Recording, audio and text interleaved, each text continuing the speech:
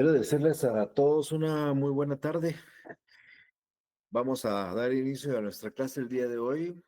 Solamente, bueno, les quiero recordar de que hemos estado concluyendo el programa.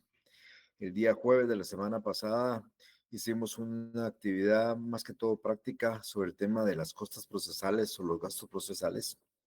Y he decidido el día de hoy trasladarles tal vez una información más amplia del tema que abordamos. Reitero, lo hicimos práctico el día jueves. Hoy vamos a explicar un poco la teoría. Les voy a presentar les voy a trasladar una presentación que es la que al final de cuentas estaremos subiendo al Facebook al concluir la clase para que ustedes pues ya tengan completo todos los temas del proceso civil que van a ser evaluados en el examen final. Estoy hablando desde el primer día de clases hasta el día de hoy, diría yo, de esa manera.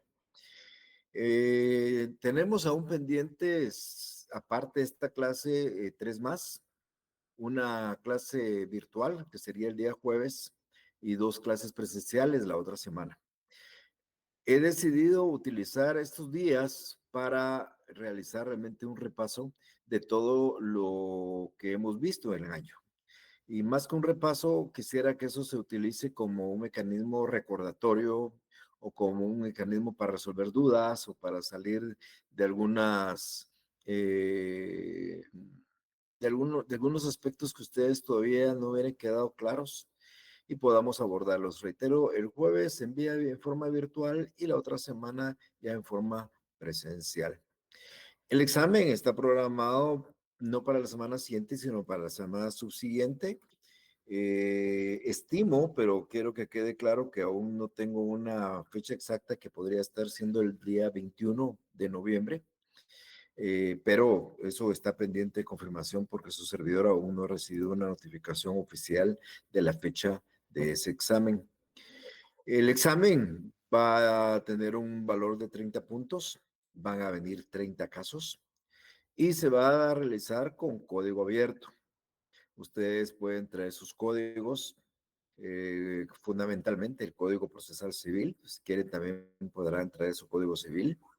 La ley del organismo judicial les va a servir, la ley de tribunales de familia les va a servir, el arancel de abogados, notarios, procuradores, abogados, procuradores, mandatarios, interventores, expertos, el decreto 111 y 196 que discutimos el día jueves también puede ser objeto de evaluación, porque su examen van a venir las preguntas y va a venir el fundamento derecho, es decir, su respuesta válida será si al final de cuentas responden lo que debe ser y se fundamentan en ley. De tal manera que les reitero, pueden utilizar, es más, deben utilizar sus leyes para responder porque hay que fundamentarse en ley.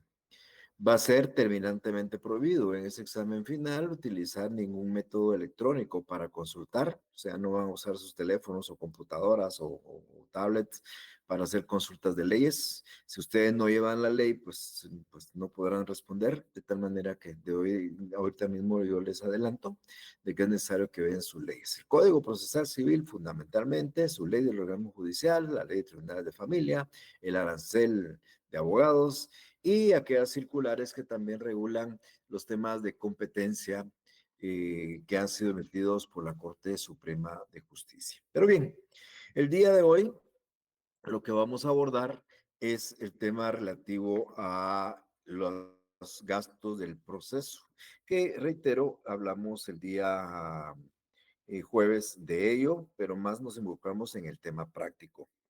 Miren, todos los procesos que hemos analizado, hablando de los procesos de conocimiento, de ejecución e inclusive los procesos voluntarios, tienen la característica que ocasionan gastos. Es decir, los procesos no son gratuitos. Si bien el Estado, pues, proporciona la justicia, porque el Estado es el monopolio del sistema de justicia y son los únicos que van a emitir justicia, llevar un proceso conlleva gastos. Y esos gastos están integrados por gastos propios del proceso Igualmente con los honorarios que perciben quienes participan dentro del proceso. Y cuando yo hablo de quienes participan en el proceso, pues hay honorarios para el abogado, normal, hay abogados para los interventores, hay abogados para los depositarios, tenemos honorarios para los expertos, hay honorarios también que perciben los mandatarios. Bueno, todos ellos están regulados en este decreto 111-96 y del cual vamos a hablar, pues tal vez no hoy en tema de los rubros, sino la forma en que debe de promoverse. Decía el día jueves de que hay dos clases, bueno, los gastos son unos, ¿verdad? Pero hay dos aspectos que hay que tener mucha relevancia. Los gastos del proceso, como vamos a estar viendo en unos minutos, no son ni más ni menos que lo que vamos a denominar las costas procesales o las costas judiciales. O sea, encuadra en el término técnico jurídico procesal el gasto del proceso en la figura que vamos a conocer como costas procesales. Todos los procesos generan costas procesales, pero para empezar, quien debe y quien los contrata a ustedes debe de sufragar los gastos en términos originales. Entonces, cuando nosotros tenemos que hacer un gasto dentro del proceso, estoy pensando, por ejemplo, el papel que se utiliza para hacer los memoriales, los timbres forenses que utilizamos para hacer memoriales, fotocopias que deben de sacarse para acompañar los documentos, por decir alguno, y los honorarios que hay que pagar por los abogados, pues eso es un gasto que hay que desarrollar, hay que realizar dentro del proceso. Nosotros le vamos a nominar a ese gasto las costas procesales o judiciales. Ustedes bien saben, porque lo hemos hablado cuando hablamos de los procesos, normalmente cuando un juez decide y dicta una sentencia, hace una condena en costas en los procesos principales y en los procesos accesorios, es decir, en los incidentes, también generan costas. Entonces, ese proceso principal o accesorio que se inició a requerimiento de una persona y que tiene una parte vencida y una parte vencedora, la parte vencedora tiene derecho a cobrar las costas que originó ese proceso principal o ese proceso accesorio. Por ende, los jueces cuando dictan la sentencia hacen la condena respectiva en costas procesales. Es importante recordarles a ustedes que hay un principio de congruencia y por ende, si yo planteo una demanda ordinaria, oral o sumaria y pido en sentencia que se dicte tales y tales cosas, pero no pido la condena en costas, el juez no estaría obligado a emitir un fallo sobre eso, porque de hacerlo estaría extralimitándose o resolviendo más de lo pedido. Es por ello que ustedes, cuando presentan una demanda de conocimiento ordinario, oral o sumaria, al momento de hacer sus peticiones de fondo, deben determinar pidiendo la condena en costas, porque la idea de ustedes es ser los vencedores y que se condenen costas al vencido, porque a él le corresponde el pago de los gastos de todo el proceso, porque fue él el que ocasionó los gastos que conlleva este proceso judicial.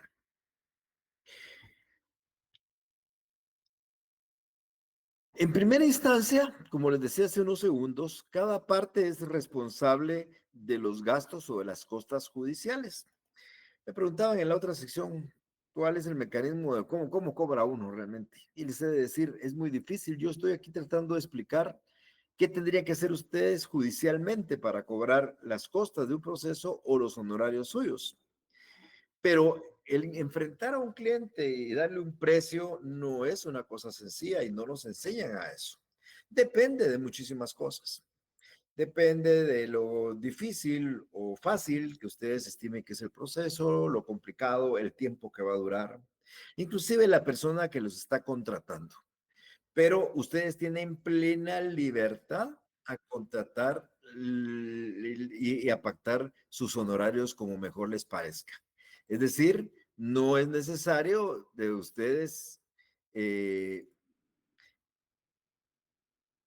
basarse en este arancel. Lo que sí dice la ley es que no pueden cobrar menos que el arancel, pero ustedes pueden pactar.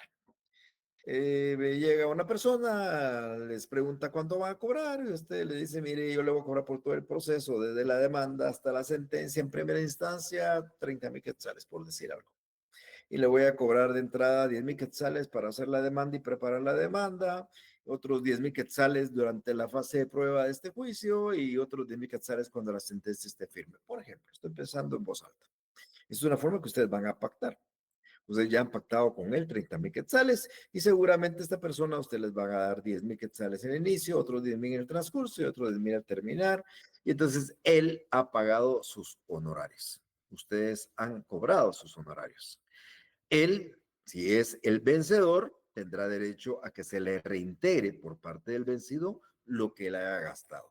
Y es importante resaltar, si esos 30,000 quetzales que él les pagó a ustedes, porque ese fue el acuerdo con ustedes, no es lo que está establecido en el arancel, sino es menos lo que aparece en el arancel, pues la persona a la hora de liquidar solo podrá cobrar lo que está en el arancel. Pero bueno, en primera instancia ustedes tienen libertad de pactar honorarios y su cliente, por supuesto, si los acepta o no los acepta.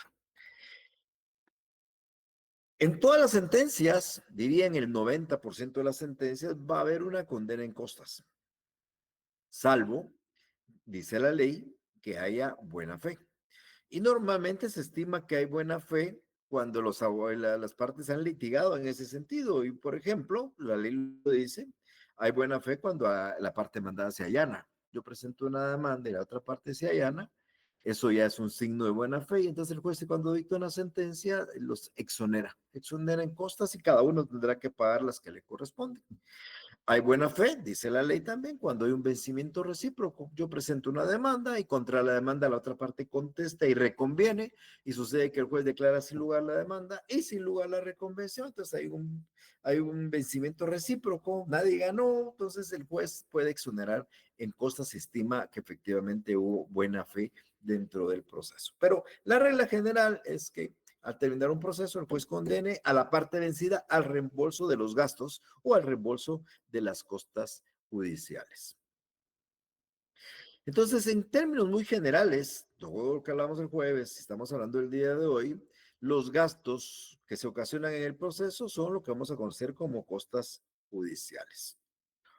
Y normalmente en la sentencia o en el auto que concluye un incidente, la sentencia de un proceso, el juez va a condenar al reembolso de esas costas procesales a favor de la parte vencedora. La parte vencida condenada a favor de la parte vencedora.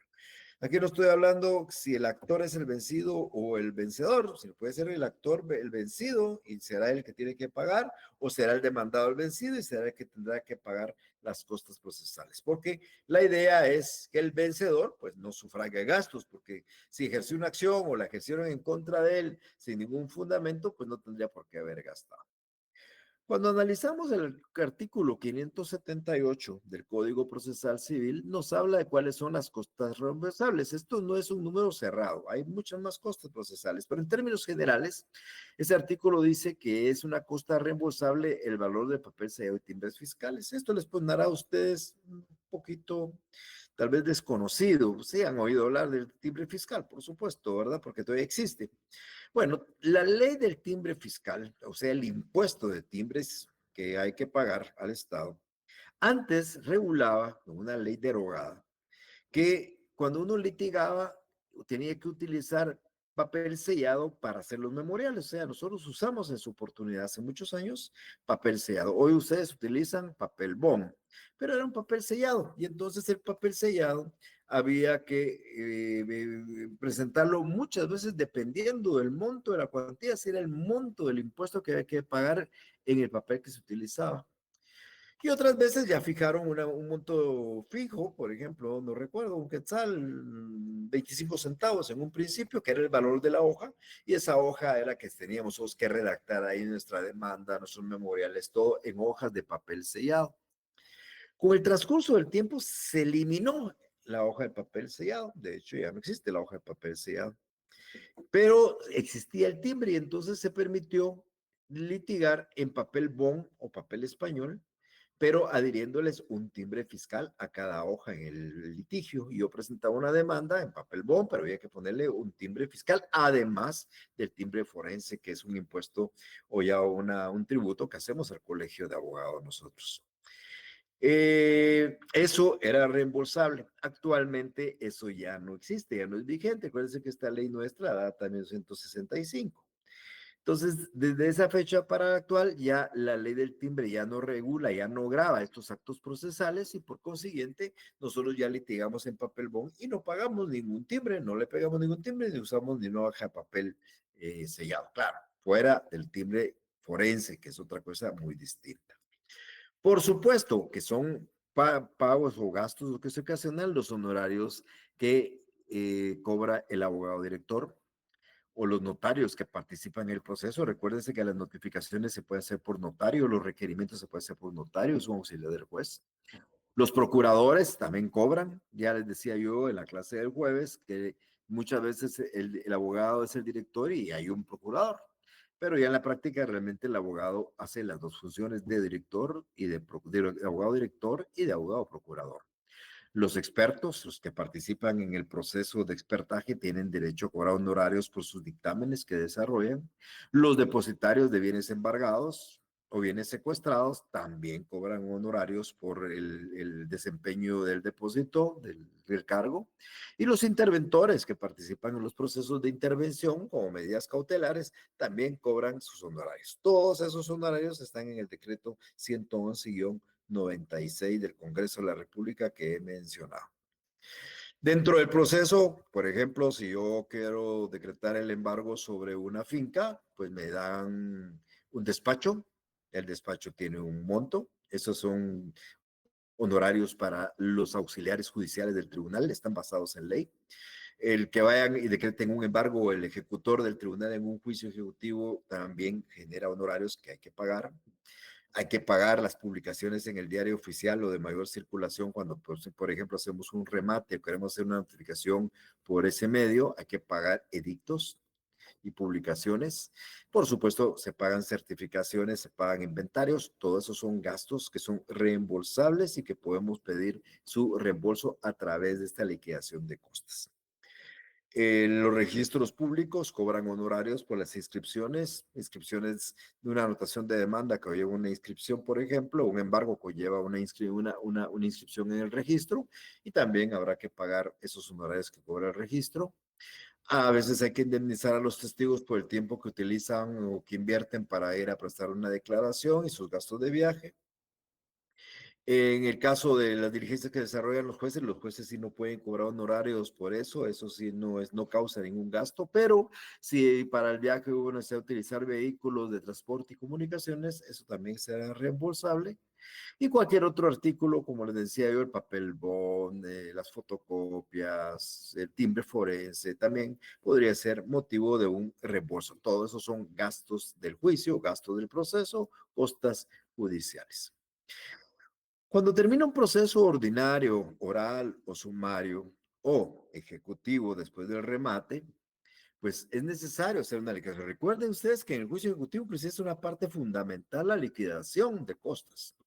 Yo, una vez se ha hecho el remate de un bien, una parte ya pagó, el postor ya pagó el 10% de su postura, todavía falta pagar el 90% restante, lo va a hacer hasta que la liquidación que nosotros presentemos quede firme. Eso se llama liquidación de costas. En un juicio ordinario o una condena, condenaron al demandado a pagar las costas, no ha pagado nada, la parte demandante presenta su liquidación de costas y el auto que apruebe eso ya constituye un título ejecutivo para cobrarle a la parte vencida dentro del proceso. Entonces, dentro de un juicio de conocimiento o un juicio de ejecución, vamos a presentar liquidación de costas porque hubo gastos. Este procedimiento de liquidación de costas se va a hacer por la vía incidental. Entonces nosotros, tal y como lo enseñamos en la clase del día jueves, solo que ahí hicimos una liquidación de honorarios, que es una cosa similar pero distinta, el sujeto activo en este caso de liquidación de costas es el actor vencedor o el demandado vencedor. Y va a promover la liquidación de costas en contra del actor vencido o el demandado vencido. Entonces, la persona vencedora en el proceso presenta una liquidación cobrando lo que se gastó en todo el proceso. Y lo hacen en la vía incidental, lo que implica que hay que darle audiencia por 2 días a la otra parte. Aquí la ley no habla de apertura a prueba, pero si en algún momento la otra parte alegara haber pagado, por ejemplo, pues sería necesario recibir la prueba en los 8 días de un incidente, que sería un incidente de hecho, y resolver en 3 días a través de un auto. Lo que dice aquí la ley es que quien deba pagarla se le da audiencia y si responde o no responde, entonces el juez resuelve lo procedente. Yo les explicaba igualmente el jueves que en el arancel aparecen en algunos rubros un mínimo y un máximo para cobrar, la demanda 100 quetzales mínimo, 500 máximo, por ejemplo. Y entonces, pues lo aconsejable es cobrar el máximo. Es mejor cobrar el máximo porque el juez podría bajar de 500 a 400, a 300, a 200. El juez lo estimará, depende de la importancia del asunto. Pero lo recomendable es poner el tope máximo de los rubros que tienen esos mínimos y máximos. Hay algunos rubros que están muy determinados, ahí no podemos cobrar ni más ni menos, sino lo que dice el arancel. Pero bien, entonces el juez, después del incidente, dicta un auto y en ese lo aprueba y en ese auto fija el monto total de la liquidación.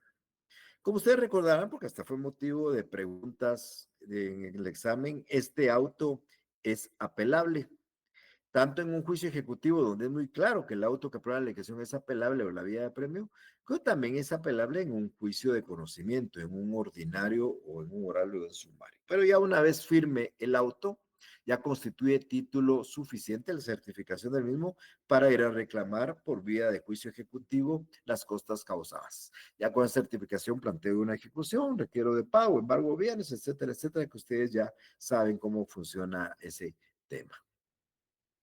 Pero ese es el tema hablando de liquidación de costas. Insisto, sujeto activo, el actor o demandado vencedor frente al actor o demandado vencido. El otro tema es la liquidación de honorarios, donde el sujeto activo vamos a ser nosotros los abogados, o puede ser un procurador, o un experto, un interventor, o un mandatario, pero vamos a poner nosotros. A nosotros hemos llevado un proceso, no nos pagaron, por alguna circunstancia o no pagaron lo que debían de pagarnos, y entonces nosotros tenemos legitimidad para promover una liquidación de nuestros honorarios profesionales. Esa legitimidad y el monto de los honorarios, los rubros de honorarios, están establecidos en este decreto 111-96. Miren cómo se llama.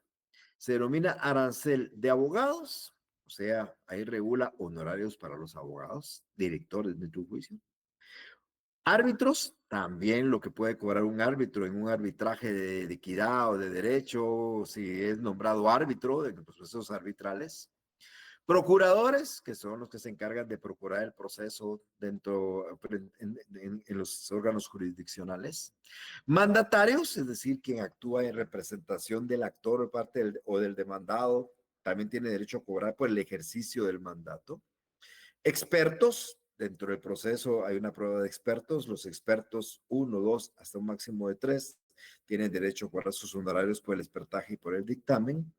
Interventores, los interventores dentro de un juicio que se encargan de manejar las cuentas de una empresa, una finca a la cual decretan la medida cautelar de intervención, pues también tienen derecho a cobrar. Y por supuesto los depositarios. Hay bienes que se embargan y se dejan en poder del depositario. Hay bienes que se secuestran y quedan en poder de un depositario. Por eso, el arancel tiene el nombre de arancel de abogados, de árbitros, procuradores, mandatarios judiciales, expertos, interventores y depositarios. El decreto 111-96. En ellos van a encontrar, ustedes ya lo vieron en la sesión del jueves que fue práctica, todos los rubros en los cuales se puede pedir honorarios por el ejercicio en este caso. Voy a hacer un pequeño paréntesis porque el jueves nosotros entraban algunas inquietudes. Quienes participaron en ese laboratorio recordarán que no encontraban el artículo de la procuración. Decía por ahí que nosotros teníamos derecho a cobrar por la procuración, pero no sabían cuánto. Bueno, pues al final concluimos que la procuración es la mitad de la dirección. La dirección tiene un rubro, un porcentaje, dependiendo si es valor indeterminado o valor determinado. Pues la mitad de lo que ustedes cobren de dirección pueden cobrar de procuración. Y en el caso del ejercicio del mandato, pues también pueden cobrar la mitad de la procuración. Miren qué interesante. O sea, si ustedes dentro de un juicio son los abogados directores, procuradores y además fueran los mandatarios, cobran por decir un ejemplo, nada más 10,000 de dirección, la mitad de procuración, o sea, 5,000 de procuración, y la mitad para ejercicio del mandato, 2,500 del ejercicio del mandato. O sea, por la dirección, la procuración, el ejercicio del mandato, ustedes estarían cobrando 17,500 quetzales. 10,000 por la dirección, la mitad a la procuración, 5,000, y la mitad de la procuración, 2,500.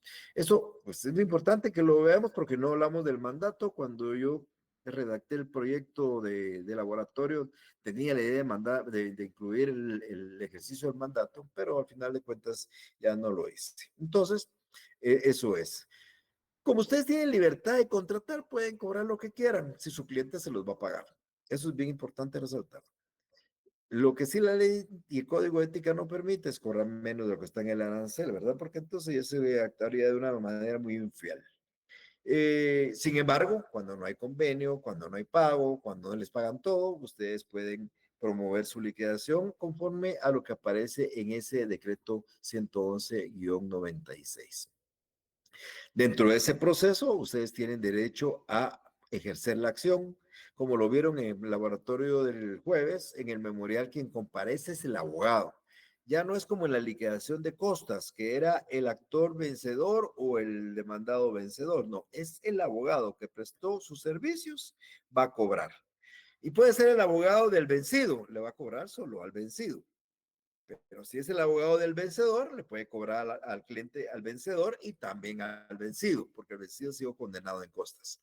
Tanto en el caso de que ustedes sean los abogados del vencedor, tienen derecho directo a cobrarle a su cliente y cobrarle que fue condenado en costas, quienes son deudores solidarios. De tal manera que ustedes van a promover, en este caso, un incidente y le van a dar audiencia tanto a su cliente como al vencido. El auto que lo apruebe, como vamos a ver en un minuto, constituye título y ustedes pueden ir a reclamarle a cualquiera de los dos. Yo decía, son de broma el día jueves, de que la ley la hacemos los abogados y entonces nos protegemos. Imagínense, en primer lugar, aquí hay una obligación solidaria y mancomunada. Tanto el que nos contrató, que fue el vencedor, nos tiene que pagar, como el que fue vencido, que fue condenado en cosas, nos tendría que pagar. Cualquiera de los dos debe de pagarnos. Si están obligados, porque son deudores solidarios.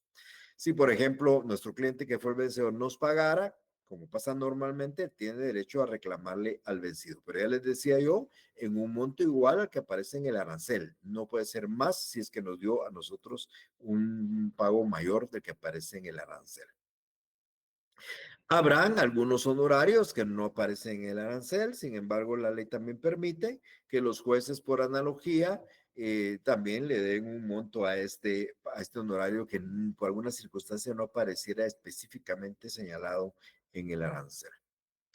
¿Cómo vamos a promover nosotros la liquidación de los honorarios profesionales? También lo expliqué, también es un trámite incidental, igual que el anterior, y por ende, a promover la liquidación, vamos a presentar una liquidación, le vamos a dar audiencia a la otra parte o a las otras partes, si son tanto el vencedor como el vencido, nuestro cliente y el vencido, le vamos a dar audiencia también a él por un plazo de 2 días en la vía incidental.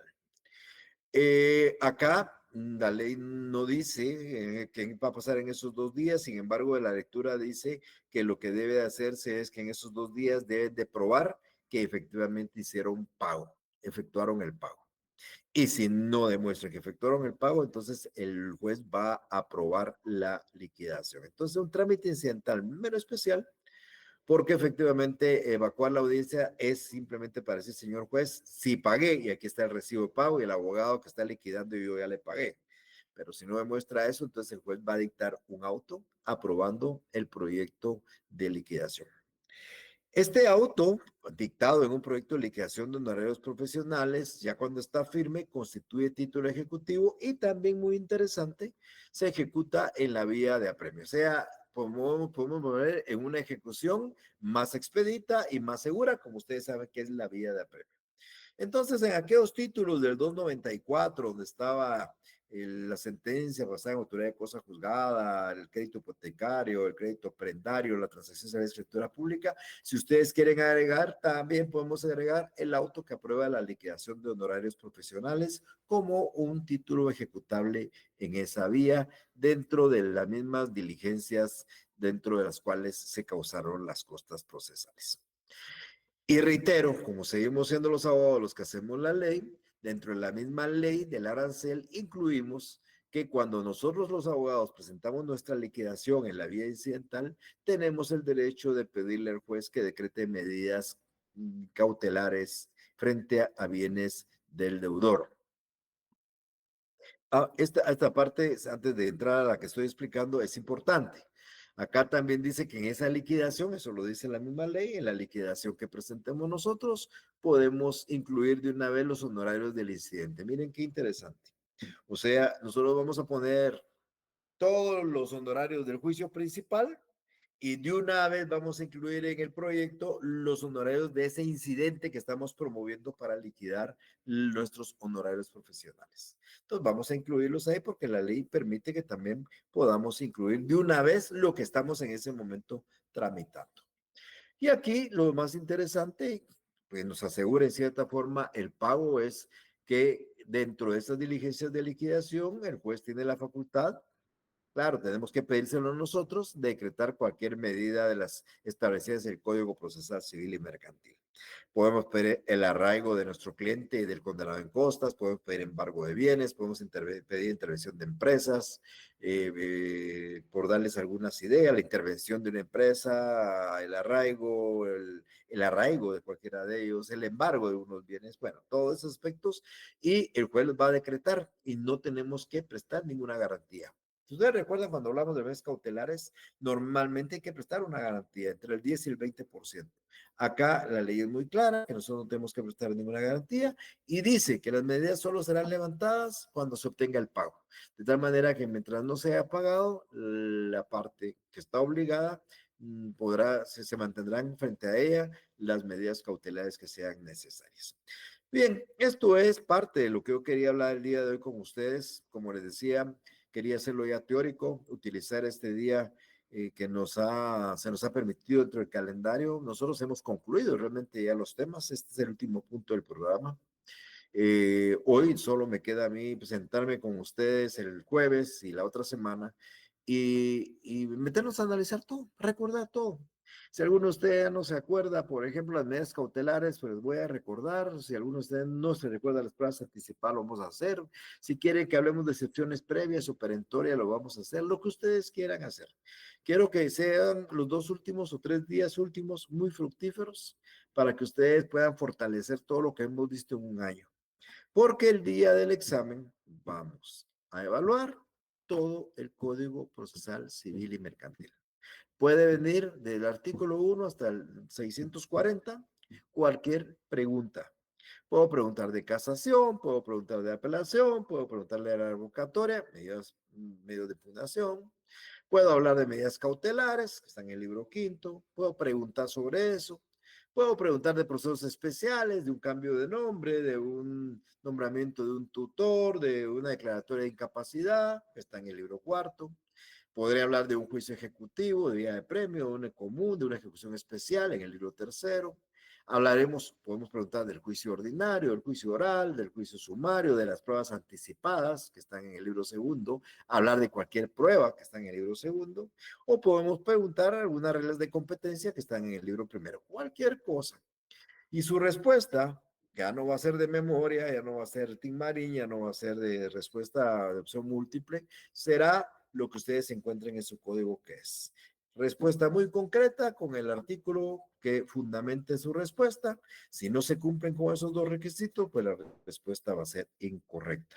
Eso implica que hay que leer un poco su código. Yo estoy seguro que ustedes lo han hecho a la par de mis explicaciones, han ido leyendo su código y entonces ustedes tienen más o menos idea de dónde pueden ubicar muchas figuras de las que nosotros hemos platicado. Pero bien, quiero dejarlos a ustedes con un tiempo para preguntar si es que hay alguna duda sobre este tema o sobre cualquier otra cosa que quiera preguntar. Así que les dejo en uso el micrófono para quien quiera hacerlo, por favor.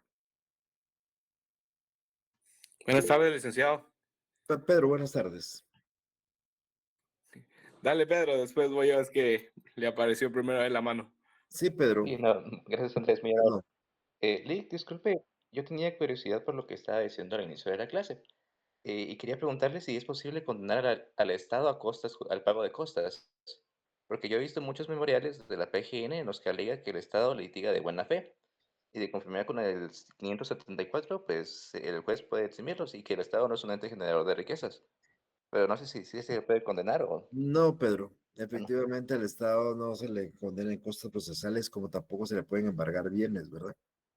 Entonces, no, no el Estado, no, inclusive están exonerados los abogados que actúan en nombre del Estado en tributar inclusive al colegio de abogados, no hay necesidad de ponerle timbre forense a los memoriales que ellos presentan. Entonces, no hay una condena en costas en relación al Estado como Estado, ¿verdad? De acuerdo, muchas gracias, licenciado. Gracias a usted por su Entonces, pregunta. probablemente, sí, nuestro examen probablemente será el jueves 21 de noviembre, ¿verdad? Porque la siguiente semana ya nos vemos. Yo estoy estimando que los exámenes, según tengo entendido, empiezan a partir del 18, pero al semestre a nosotros nos tocaría el 19, el 21, el 25, el 27 y el 29, como normalmente ha sido, de tal manera que nosotros tendríamos posiblemente, no estoy muy seguro. Mire, mejor vamos a esperar, porque si el examen con nosotros empieza el 18, sería 18, 20, 22 y el nuestro sería el 20. Entonces va a estar entre el 20 y el 21 nuestra prueba seguramente. De acuerdo, licenciado, muchas gracias. A usted, Pedro. Sí, Andrés. Ahora sí, licenciado, disculpe, no había entendido muy bien cuándo es que, por decirlo, se puede pedir la liquidación de honorarios. Por decir, si al quien estamos representando ganó, o sea, se puede pedir liquidación de honorarios a nuestro cliente y a la parte que fue vencida. ¿O en qué momento se le pueda cobrar a los dos? Eso no lo he entendido. Ok, no hay problema. Mire, pues, usted tiene el derecho de cobrar honorarios en cualquier momento, ¿verdad, Andrés? Por ejemplo, usted presentó la demanda y su cliente lo sustituye a usted y no le pagó, pues cobra honorarios por la demanda que presentó y por lo que ha hecho en el poquito tiempo que estuvo en el juicio. Y presenta una liquidación de honorarios y le notifican a él. Puede presentar los ganadores de honorarios en el camino del juicio porque no le han pagado y de repente ya lo cambiaron a usted. O puede presentarlo cuando ya se dictó una sentencia definitiva y hay una condena en costas, caso en el cual usted le puede reclamar a su cliente, si él no es el vencido, también al vencido. Si él es el vencido, pues lógicamente solo a él podrá usted cobrarle los honorarios que hay. Porque cuando hay un vencido en costas, él es el obligado de pagar los honorarios. Usted en cualquier momento tiene el derecho a presentar su liquidación de honorarios profesionales. Cuando yo he explicado esto, lo he hecho ya concluido el juicio, donde no le quisieron pagar a usted o le pagaron parte de lo que usted había acordado y no pagaron más, entonces usted presenta su liquidación y le cobra a su cliente y si el vencido es otro, la contraparte también a los dos. Tiene el derecho a cobrar a los dos. Claro, dentro del proceso, mientras no se ha dictado sentencia, como no hay una condena en costas, no podría usted cobrarle a un vencido, solo podría cobrarle a su cliente. Por eso la ley habla de la posibilidad de que usted le cobre al vencido, a que fue condenado en costas, pero eso lógicamente tendría que ser ya una vez concluido el proceso y dictada la sentencia. Mientras tanto, no existe esa sentencia y usted, por alguna cuestión, lo relevan del proceso y usted hizo una demanda, además de eso, pues, estuvo en todo el proceso de prueba, aportó pruebas y lo cambiaron y no le pagaron, usted presenta su liquidación en ese momento. Oh, muy bien. Muchas gracias, licenciado. Ya entendí. Entonces también podría darse la figura de lo que hablábamos acerca del arancel, por decir que con mi cliente haya pactado un 25% y pues me pague, pero él a la hora de cobrarle a la parte vencedora solo lo va a poder hacer conforme al arancel o conforme a lo que pactamos. No, solo conforme al arancel. O sea, usted le cobró más del arancel, usted le cobró el doble del arancel y él le pagó a usted el doble del arancel. Pero él para recuperar su plata de la parte vencida solo va a poder cobrar lo que dice el arancel. Ah, ok. Ah, muy bien, muy bien. Gracias, Vaya, licenciado. vaya Muy amable. Andrés, vaya, igualmente.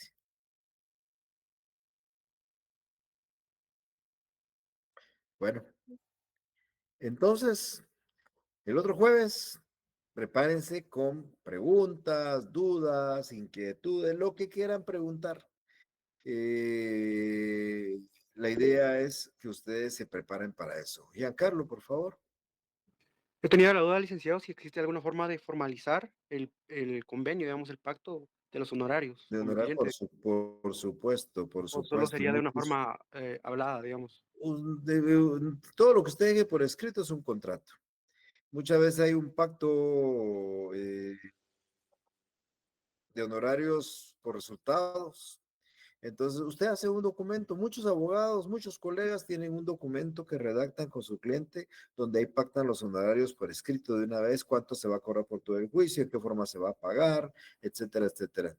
Todo lo que usted deje por escrito y que el cliente se lo acepte es válido, Juan Carlos.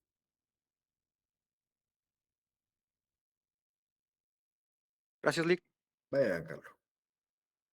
Bueno, nos vemos el próximo jueves a la misma hora. Tengan una feliz tarde. En un rato estoy subiendo este video para que lo tengan ustedes ahí. Listo. Se cuidan. Feliz tarde. Gracias, licenciado. Feliz tarde. Licenciado, feliz tarde.